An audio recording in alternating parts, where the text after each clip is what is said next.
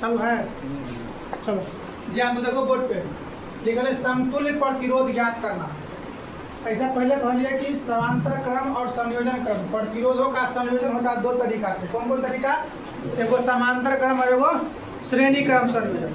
अब इसमें हमको पूछेगा क्या कि 3 गो अलग अलग प्रतिरोध दिया रहेगा।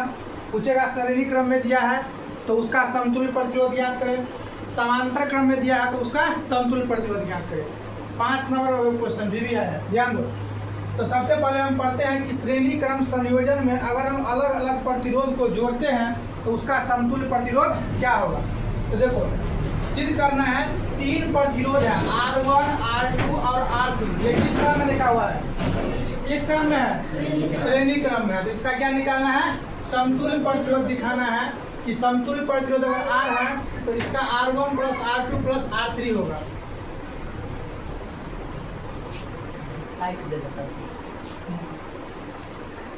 ध्यान से देखो तो 3 गो प्रतिरोध है R1, R2 और R3। ये किस क्रम में लिखा हुआ है? श्रेणी क्रम में। कथी में लिखा है? श्रेणी क्रम में। और इसका निकालना है समतुल्य प्रतिरोध R बराबर R1 plus R2 plus R3 होगा। देखिए श्रेणी क्रम संयोजन में बताए थे कि अगर कोई भी प्रतिरोध श्रेणी क्रम संयोजन में होता है तो सबसे पहले उसमें होता है कि करंट जो होता है तो सब में समान होता है। क्या होता है? करंट यानी धारा जो होता है क्या होती है? सभी प्रतिरोध में धारा क्या होगा? एक समान जाएगा। तो देखो यहाँ पे इसको बैटरी से जोड़ दिए, बैटरी से जोड़ दिए तो इसमें करंट फ्लो होगा और करंट धारा जो है आई निकला, यहाँ पे आ गया, फिर इसमें आई और ये फिर वापस आ गया है। और यहाँ पे ए क्या है? ए मीटर है। क्या है? ए मीटर। बताए थे श्रेणी क्रम संयोजन में या समांतर क्रम संयोजन हो अगर विद्युत धारा को मापना है तो किसका प्रयोग करते हैं? ए मीटर को। चलो अब ध्यान दो, वही लिखा माना ए R1, R2 और R3 3 प्रतिरोध है जो किस क्रम में लिखा हुआ है? श्रेणी क्रम में। किसमें है? श्रेणी क्रम में। और प्रत्येक प्रतिरोध से समान विद्युत धारा I और I प्रवाहित होती है।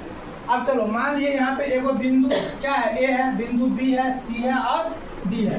तो इस पर जो विभव है वो क्या है? VA, VB, VC और VD है।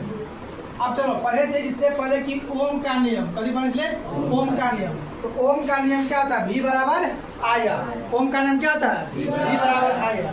चलो अब अलग अलग प्रतिरोध का क्या करेंगे? हम विभवांतर निकालेंगे। क्या निकालेंगे? विभवांतर। तो चलो R1 प्रतिरोध के दोनों छोर का विभवांतर अगर हम निकालते हैं तो VB माइनस VA। तो यहाँ पे ध्यान दो क्योंकि V बराबर क्या होता है? IR। तो इसके बीच में करंट कितना है? I और प्रतिरोध कितना है? R1। तो VA माइनस VB कितना हो गया? IR1। समीकरण 1। इसी प्रकार R2 प्रतिरोध के छोरों के बीच विभवांतर निकाले हैं तो VB माइनस VC का मान कितना हो जाएगा? IR2।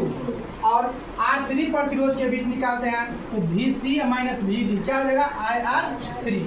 अब इस तीनों को क्या करते हैं? समीकरण 1, 2 और 3 को क्या करते हैं? जोड़ देते हैं। क्या करते हैं? जोड़ते हैं। तो जोड़ो LHS में क्या है? VA minus VB, VB minus VC और VC माइनस VD। तो वही लिख दिया है, जोड़ दिया है।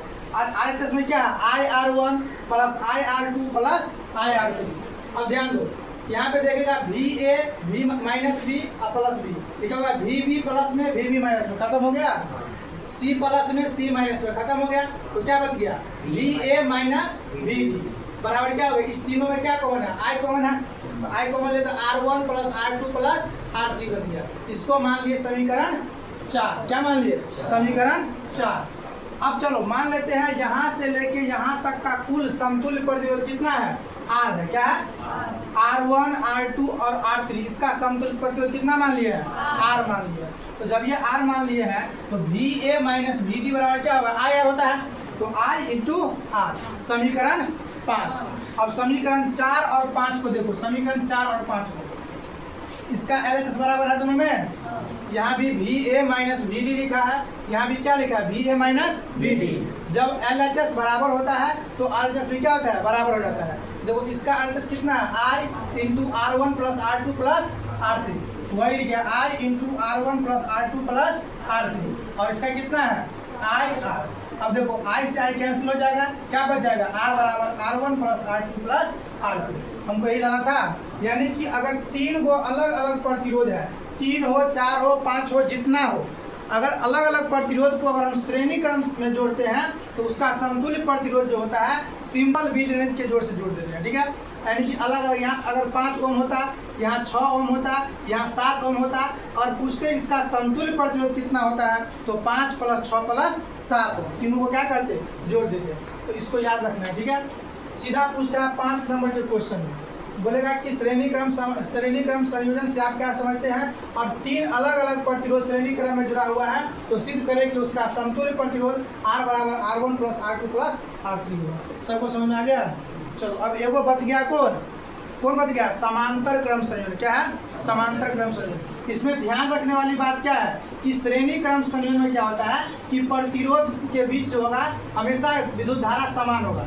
R1 में भी क्या है, I प्रतिरोध है, R2 में भी क्या है, I विद्युत धारा है और R3 में क्या है, I विद्युत धारा। और इसी का उल्टा हम पढ़े थे, समांतर क्रम संयोजन में क्या होता है तो विभवांतर समान होता है। क्या होता है, विभवांतर समान होता है। उतार ले समझ में।